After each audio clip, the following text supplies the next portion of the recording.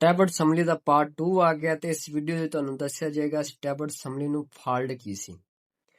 ਤੇ ਸਾਡੇ ਭਰਾਵਾਂ ਨੇ ਅੱਗੇ ਵੀ ਕਿਤੋਂ ਕੰਮ ਕਰਾਇਆ ਸੀ ਪਰ ਇਨਸ਼ਾਅੱਲਾ ਸਾਡੇ ਕੋਲ ਆਏ ਨੇ, ਇਹਨਾਂ ਦਿਲ ਮੁਤਮਿਨ ਹੋਇਆ ਤੇ ਇਹਨੂੰ ਫਾਲਟ ਕੀ ਹੁਣ ਤੁਹਾਨੂੰ ਫਾਲਟ ਦੱਸਨੇ ਆ।